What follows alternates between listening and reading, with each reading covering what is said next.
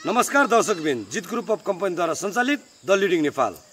आज हामी दाङ जिल्लाको तुलसीपुर उपमहानगरपालिका वडा नम्बर 19 अन्तर्गत सङ्ग्राम पुरानो ऐतिहासिक ब्यारेकमा हुन्छ नि हामी आएका छौँ हैन।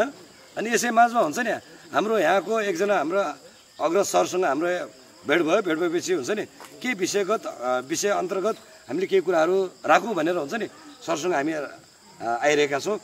सर, कति वर्ष भयो सर यो हुन्छ नि लगभग यो सङ्ग्रहालय बनेको या यो हुन्छ नि यो भवनहरू बनेको कति समय जति भयो जस्तो लाग्छ हजुरलाई? यो तपाईँको 64 मा बनेको। 64 पछाडि नै बन्यो? 64 पछाडि। त्योभन्दा अगाडि यो के वनमै थियो कि के थियो? खास वन विभागमा थियो कि के थियो? यो त मलाई थाहा भएन सर, थाहा भएन है। त्यो चाहिँ अब अहिले चाहिँ वनमै छ भन्ने कुरा छ, त्यो वनमै थियो होला सायद। यो मतलब लगभग यो शान्ति सम्झौता भइसक्यो भन्छ नि वार्तामा आइसकेपछि बनेको संरचना हो सर यो? शान्ति प्रक्रियापछि जब चाहिँ अब राज्य र विद्रोही पक्षको शान्ति सम्झौता भयो, हजुर हजुर, त्यस पछाडि चाहिँ यो चाहिँ ब्यारेक बस्ने चाहिँ यो सम्झौता भइसक्यो। हजुर, यो बनेका घरहरू नै संरचनाहरू नै त्यो टाइम त्यसमा 63-64 पछाडि बनेको हो। अनि अहिले त अवस्था जीर्ण अवस्थामा देखेँ होइन। ठाउँमा हुन्छ नि तपाईँको धेरै ठाउँमा भित्किसकेको रहेछ होइन। अनि अलिकति यो चिजको अझ पुनर्निर्माण गऱ्यो भनेपछि एकदम राम्रो हुने देखेँ क्या मैले यो चाहिँ। अनि लगभग हजुरले कति कुरा भन्नुभयो, योभन्दा अगाडि हाम्रो मान्यजी धनबहादुर मास्केजी पनि आउनुभयो, अवलोकन गर्नुभयो भन्ने कुरा पनि आयो। अनि के भन्नुभएको छ उहाँले? के भन्छ यसलाई पुनर्निर्माणको लागि के पहल कदम चाल्ने भन्नुभयो कि के कस्तो कुरा? नै उहाँले चाहिँ भन्नुभयो कि अब चाहिँ यो ऐतिहासिक सङ्ग्रहालयको रूपमा चाहिँ पर्यटक स्थल स्थापित गर्नुपर्छ भनेर चाहिँ उहाँले भन्नुभएको छ। अनि त्यो चाहिँ गर्नुहुन्छ होला सायद उहाँले चाहिँ। के भन्दाखेरि एउटा उहाँ यही फिल्डमा चाहिँ पहिलाको चाहिँ उहाँ कमान्डर पनि हो। हजुर हजुर, पूर्व जनमुक्ति सेनाको कमान्डर रहनुभयो। अनि अब त्यो भएरले चाहिँ अब केही गर्नुहुन्छ होला, किन भन्दाखेरि दाङ जिल्लामा एउटा उदाउँदो नेता पनि हो उहाँले गर्नुहुन्छ। धेरैले आश बोकेको नेता पनि हुनुहुन्छ होइन। अनि भन्नु यो अझ प्राकृतिक हिसाबले पनि एकदम मनोरम ठाउँ पनि छ होइन। अब यो एउटा हुन्छ नि टुरिज्म एरिया भनौँ भन्छ नि, पर्यटकीय स्थल बन्नको लागि पनि एकदम हुन्छ नि सुइटेबल रहेछ होइन। किन डाँडाकाँडा वरपर डाँडाकाँडाले हुन्छ नि छेकेको होइन। अनि मतलब हुन्छ नि एकदम हुन्छ नि यही चिजलाई हुन्छ नि अब यसलाई निर्माण गर्नुपर्ने आवश्यकता छैन।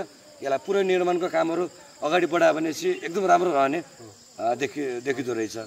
अनि के छ भने त्यो बाहेक हुन्छ नि लगभग तपाईँको सशस्त्र नेपाल सशस्त्र प्रहरी बल पनि बस्यो भन्ने कुरा आयो। यो चाहिँ कुन सेरोफेरोमा बस्यो?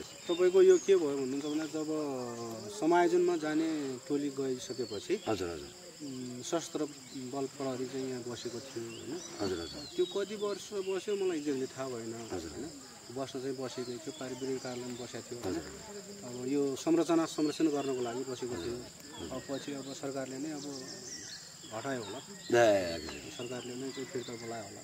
अब यहाँ चाहिँ अब एउटा क्रान्ति सङ्ग्रहालय भन्ने एउटा समिति छ, त्यो समिति मार्फत नै चल्या छ। क्रान्ति सङ्ग्रहालय एउटा समिति भनेको जनक्रान्ति भन्ने यस्तै समथिङ यस्तै छ। जनक्रान्ति तल गेटमा थियो, अहिले छैन क्या। कलेक्टिभ चाबी एक्सनपछि त्यतिर लेखेको होला नि होर्डिङ बोर्डहरू त्यहाँ पनि होर्डिङ बोर्ड थियो पहिले, अहिले छैन जस्तो भनेको मैले अब देखेन, त्यो छैन क्या। जस तर यो चिजलाई हुन्छ नि लगभग यो एउटा ऐतिहासिक सङ्ग्रहालय बनाउनको लागि एकदम उपयुक्त ठाउँ। अनि पर्यटकीय स्थल बनाउनलाई पनि एकदम उपयुक्त ठाउँ। यहाँबाट नजिक सिलिकोट यहाँबाट कति टाढा पर्न जान्छ? सिलिकोटसम्म बाइकमा गएको छ होइन। हजुर, तर म पहिला चाहिँ यहाँ बस्नुलाई हिँड्दै गएको छु म होइन। हजुर, हिँड्दै गएको छु, लगभग 2.5-3 घन्टा त लाग्छ म त्यो त्यो प्याराग्लाइडिङको पनि अहिले अनि तपाईँको जिप लाइनको कुराहरू पनि थपिएको छ अरे भने सुन्थेँ भन्ने कुरा सुनेको छु। म गएको छैन, जानुभएको छैन? म पहिले गएको यो हिँडेर गएको छु यो बाटो होइन। हजुर, बाटो खुलेको थियो, त्यति बेला हामी हिँड्ने चाहिँ माथि जान्थ्यो कि माथि गएर त्यहाँदेखि कस्तो कापल खानु जाने। हजुर, यहाँ बसेको बेला कापल खानु जाने, त्यहाँतिर भाले ल्याउनु खसी बोका। हजुर हजुर हजुर, त्यस्तो स्थितिमा त्यहाँ गएको थियो। अहिले चाहिँ म गएको छैन। यो जस तपाईँको कर्मथलो हजुर, बन्यो भनौँ लगभग कति 63 देखि बसेको यहाँ छ होइन। कति साल जति बस्यो? 69 मा चाहिँ बाहिर निक्लेको 63 भने लगभग 5 अवकाशमा गएको म। शैक्षिक अवकाशमा लगभग 5-6 वर्ष हाराहारीमा हाराहारीमा बस्नुभयो यतातिर। हजुर, त्यही हो। ठिक छ होइन। यो चिजलाई त साँच्चीकै पनि हुन्छ पुनर्निर्माणको कुराहरू या पर्यटकीय स्थल बनाउने कुरामा त हुन्छ नि आम सरकारको होइन, नेपाल सरकारको स्थानीय सरकारको हुन्छ नि चासो जाओस् भन्ने हुन्छ नि हामी सबैको चाहना पनि हो। हाम्रो धारणा पनि त्यही हो। किन भन्दाखेरि चाहिँ यो राज्यको संरचना हो, राज्यकै नै दायित्व हो, जोगाउने दायित्व भयो भनेपछि केही चिजमा अझ पर्यटक स्थल हुने ठाउँ हो। त्यो भयो भने केही अझ उपयुक्त समितिहरू पनि गठन गरेर अझ तपाईँले के त छ भन्नुभयो, अझ मजासँग गठित भएर अझ यो चिजलाई राम्रो तरिकाले बनायो भनेपछि भन्ने कुरो सम्भावना बोकिएको चाहिँ रहेछ। एकदम हुन्छ नि हामी आफैले पनि तपाईँको अरू देशहरूमा पनि तपाईँको युद्ध सङ्ग्रहालयहरू बनाएर राखेको हुन्छ नि, यो त अटोमेटिक सङ्ग्रहालय हो कि होइन, यसलाई चाहिँ संरक्षण गरेर चाहिँ अगाडि बढ्ने भनेपछि यो चाहिँ पर्यटक स्थल हुने ठाउँ हो। यो एक्ज्याक्टली पर्यटक स्थल हुनको लागि राज्यले नै यसमा ध्यान जानुपर्छ, राज्यको आँखा जानुपर्छ भन्ने हो, स्थानीय सरकारको विशेष गरी। बेसिकली त्यही नै हो। एउटा कुरा हुन्छ स्थानीय सरकार हुन्छ नि, सरकारले यो कुरालाई मेन ध्यान आकर्षण चाहिँ, किनभने प्रदेश सरकार छ, त्योभन्दा माथि हुन्छ नि तपाईँको हुन्छ नेपाल सरकार छ, त्यो त अब सङ्घ सरकारका कुराहरू छन्, त्यो चिज त हुन्छ धेरै माथिको कुरा भयो। एटलिस्ट हुन्छ नि स्थानीय सरकारले चाहिँ यहाँ आँखा जाने भने आँखा गयो भनेपछि एकदम नगर सरकार वडा सरकारको हुन्छ यो दुईटा सरकारले चाहिँ यहाँ विशेष आँखा दिनुपर्छ, लगाउनु पर्छ, किनभने यो राज्यकै सम्पत्ति हो, राज्यले ढुकुटी हो यो भन्नु हो। यो चिजलाई अझ आम रूपमा हुन्छ तुलसीपुर उपमहानगरपालिकाको हुन्छ मेयर साहब होइन, उपमेयरज्यू होइन, सबैजनाले हुन्छ नि यो चिजलाई अलिकति हेरिदिनु भयो। यो चिजलाई हुन्छ नि यो चिजलाई अलिकति पोजिटिभली यहाँ हुन्छ नि सिरियसली हेऱ्यो भनेपछि हुन्छ नि छ यो चिजमा चाहिँ एउटा पर्यटकीय स्थल रहनको लागि चाहिँ एकदम हुन्छ नि सम्भावना एउटा पाटको कुरा रह्यो। अनि अर्को हुन्छ ऐतिहासिक सङ्ग्रहालयलाई चाहिँ हुन्छ नि साँच्चीको सङ्ग्रहालय बनाउन सकियो भनेपछि चाहिँ भोलिको टाइममा हुन्छ नि एकदम राम्रो र उपयुक्त रहला जस्तो लाग्छ मलाई। हजुर त्यही नै हो, किनभने यो राज्यको सम्पत्ति हो नि होइन। अब कोही व्यक्तिले आएर ल ठ्याक्कै ल म गर्छु भनेर त्यो गर्न सकिँदैन होइन, किनभने यहाँ त करोडौँ लगानी भइसकेको छ राज्यको सम्पत्ति छ। पुरै पहिलेको रूपमा करोडौँ लगानी हुँदाखेरि अबको टाइममा केही हुन्छ नि पुरै निर्माणको लागि त केही हुन्छ नि के तपाईँको के हुन्छ नि के सीमित लाखमा होला। हिजो करोडकोमा लगानी छ भने आज लाखमा हुन्छ नि, लाखमै होला। यो गऱ्यो भनेपछि यो चिजलाई चाहिँ एकदम हुन्छ नि राम्रो र उपयुक्त तरिकाले हामीले हुन्छ नि अगाडि बढाउन सक्छौँ जस्तो लाग्छ।